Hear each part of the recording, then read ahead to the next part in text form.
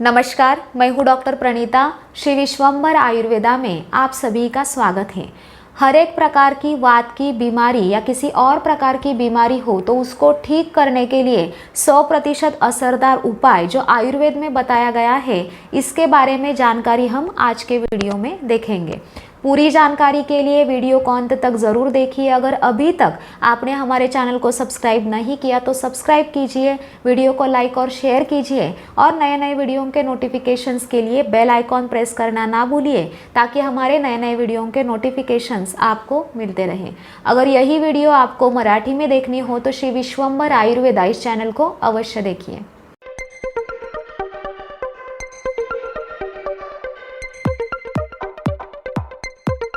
वातोल बनेशु दोषेशु वाते वा बस्तिरिष्यते, मतलब वात प्रधान दोषों के लिए और वात के लिए पंचकर्म में बस्ती यह चिकित्सा सबसे श्रेष्ठ बताई गई है।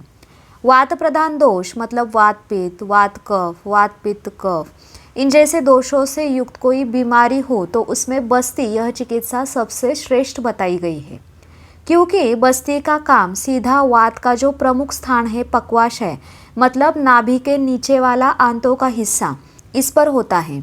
इसी के साथ पूरे शरीर में इसका काम होता है, इसलिए बाकी बीमारियां ठीक होने में इससे मदद मिलती है। इसलिए वीडियो के शुरुआत में ही मैंने ऐसा कहा कि वात की बीमारी के साथ बाकी बीमारियां ठीक करने के लिए 100% असरदार उपाय। 100% असरदार उपाय ऐसा मैंने क्यों कहा? तो आयुर्वेद के सभी उपायों में बस्ती को पूर्ण चिकित्सा ऐसा कहा गया है, कुछ जगह पर इसको आधी चिकित्सा ऐसा भी कहा है। बस्ती देने की जो प्रोसीजर है उसकी वजह से कुछ लोग इसको एनिमा ऐसा भी कहते हैं, लेकिन यह दो प्रकार पूरी तरह से अलग है। एनिमा मतलब मल साफ होने के लिए पानी का जो एनिमा दिया जाता है वो, और बस्ती मतलब औषधि तेल, घी, काढ़े, दूध, इनका इस्तेमाल करके बस्ती दिया जाता है। इसे बस्ती क्यों कहा जाता है? तो पुराने ज़माने में जानवरों के बस्ती का, ब्लैडर का मतलब मूत्राशय का इस्तेमाल करके यह प्रोसीजर की जाती थी, इसलिए इसे बस्ती कहते हैं। बस्ती के प्रमुख 3 प्रकार आयुर्वेद में बताए गए हैं: निरूह, अनुवासन और उत्तर बस्ती।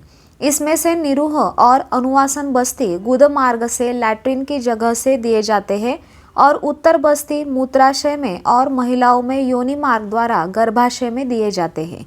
इन बस्तियों के बारे में संक्षेप में जानकारी लेंगे। पहला निरूह बस्ती, इसको आस्थापन बस्ती ऐसा भी कहा जाता है, क्योंकि यह जीवन की स्थापना करने वाली, आयु की स्थापना करने वाली, मतलब हमारे उम्र को बढ़ने से रोकने वाली, और इसी वजह से हमें दीर्घायु देने का काम यह बस्ती करती है, इसलिए इसे आस्थापन बस्ती कहते हैं। यह बस्ती देने के लिए काढ़े का इस्तेमाल किया जाता है। काढ़े के साथ ही इसमें कुछ मात्रा में तेल, घी, सेंधा नमक, शहद, यह चीज़ें भी रहती हैं। यह बस्ती शरीर का शोधन करता है, क्योंकि यह बस्ती देने के बाद कुछ ही समय में पूरी तरह से बाहर आ जाता है।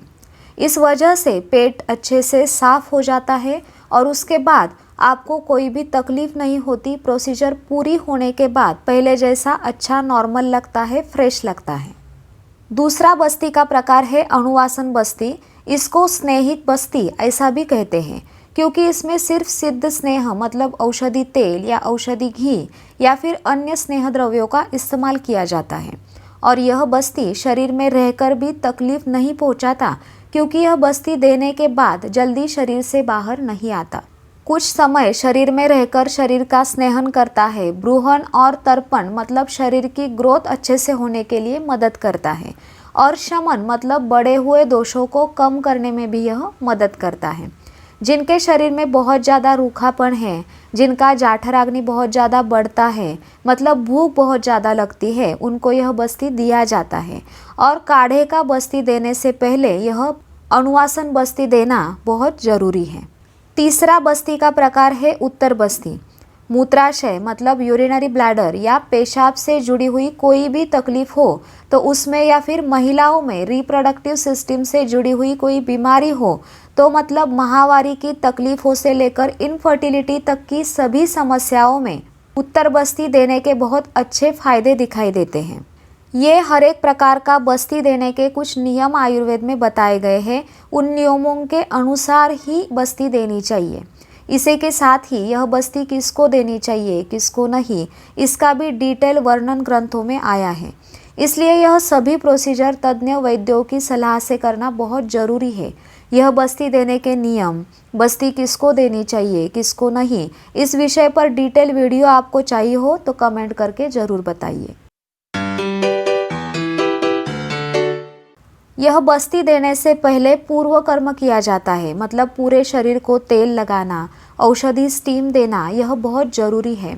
इसके सिवा बस्ती किया ही नहीं जाता। इसको स्नेहन स्वेदन ऐसा कहते हैं। यह करना क्यों जरूरी है, तो इससे हमारे पूरे शरीर के दोष कोष्ठ में, मतलब पेट के उसकी अगल बगल में इकट्ठा हो जाते हैं और वहाँ से इस प्रोसीजर के माध्यम से बाहर निकाले जाते हैं। इसलिए इसे शोधन चिकित्सा ऐसे कहते हैं। जब कोई पेशेंट क्लिनिक आता है और आज से मेरी बस्ती की प्रोसीजर शुरू कीजिए ऐसा कहता है, तो ऐसा नहीं कर सकते, क्योंकि इससे पहले कुछ दिन, मतलब कम से कम 5 से 7 दिनों तक दवाइयाँ पेट में जानी चाहिए। वो दिन पेशेंट के अनुसार वैद्य डिसाइड कर सकते हैं। इसी को दीपन पाचन चिकित्सा कहते हैं। इससे शरीर में बढ़े हुए दोष कम होते हैं, जाठराग्नि प्रदीप्त होकर पाचन ठीक से होता है। इसके आगे शरीर शुद्धि की जो प्रोसीजर है वो ठीक से होती है, उससे कोई प्रॉब्लम नहीं आता। जैसे आम का फल पकने के बाद ही हम उससे रस निकालते हैं, कच्चे फल का रस नहीं निकाला जाता, वैसे ही शरीर के दोषों का है, पूरे पकने के बाद ही उनको बाहर निकाला जाता है।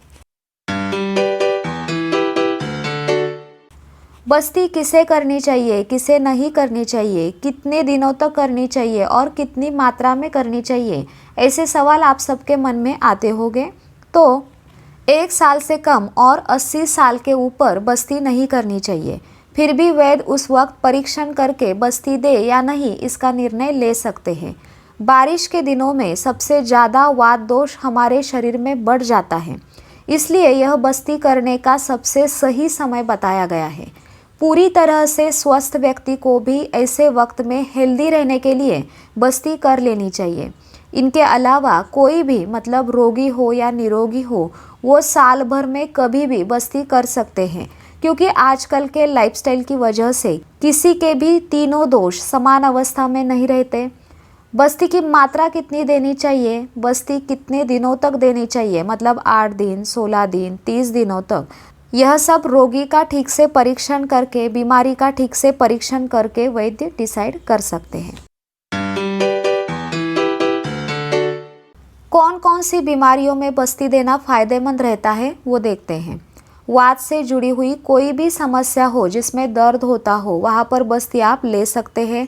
Paralysis, cervical spondylosis, lumbar spondylosis, पीठ कमर जैसे दर्द की तकलीफ हो, साइटिका, संधिवात, आमवात, वात रक्त, इन जैसी वात की बीमारियों में, पाचन से जुड़ी सारी तकलीफ़ों में, IBS, डायरिया, सीवियर कॉन्स्टिपेशन जैसी तकलीफ़ें, पुरुष और महिलाओं की इनफर्टिलिटी, सेक्सुअल प्रॉब्लम्स, महिला और पुरुषों को होने वाली सारी बीमारियां, स्टोन की तकलीफ़, वज़न कम करना हो तो लेखन बस्ती आप ले सकते हो, बढ़ाना हो तो भ्रूण बस्ती भी आप ले सकते हो। लैट्रिन की जगह से खून आता हो वो आपको रोकना हो तो आप पीछा बस्ती ले सकते हैं। जिनको ऐसा लगता है कि उनकी त्वचा सुंदर तरोताज़ा दिखनी चाहिए, वो लोग भी बस्ती ले सकते हैं, क्योंकि बस्ती वर्ण है, स्किन कॉम्प्लेक्शन सुधारने में मदद करता है। त्वचा के लिए इसके बहुत अच्छे फायदे दिखाई देते हैं। जिनको ऐसा लगता है कि उनके बाल अच्छे से बढ़े, बालों की तकलीफ़ें दूर हो, हड्डियां मजबूत रहे, हड्डियों की तकलीफ ना हो, वो लोग तिक्तक्षीर बस्ती ले सकते हैं। जिनको बार बार कीड़ों की तकलीफ होती है, फिर वो छोटे बच्चे क्यों न हो, तो वो कृमिघ्न बस्ती ले सकते हैं। इवन प्रेग्नेंट महिलाएं भी बस्ती ले सकती है। अगर बार बार गर्भपात की हिस्ट्री हो, वो गर्भ आप रोकना चाहते हो, तो प्रेग्नेंट महिलाओं में भी बस्ती दी जाती है। या फिर डिलीवरी की डेट नज़दीक आने पर नॉर्मल डिलीवरी होने के लिए बस्ती दी जाती है।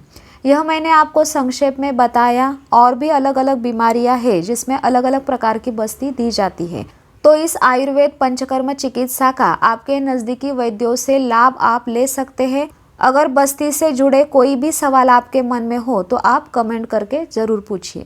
जानकारी अच्छी लगी तो वीडियो को लाइक करें, ज़्यादा से ज़्यादा शेयर करें ताकि ज़रूरतमंद लोगों को इस वीडियो की जानकारी का फ़ायदा हो। चैनल को सब्सक्राइब करें, बेल आइकॉन प्रेस करना ना भूलिए ताकि हमारे नए नए वीडियो के नोटिफिकेशंस आपको मिलते रहें। धन्यवाद।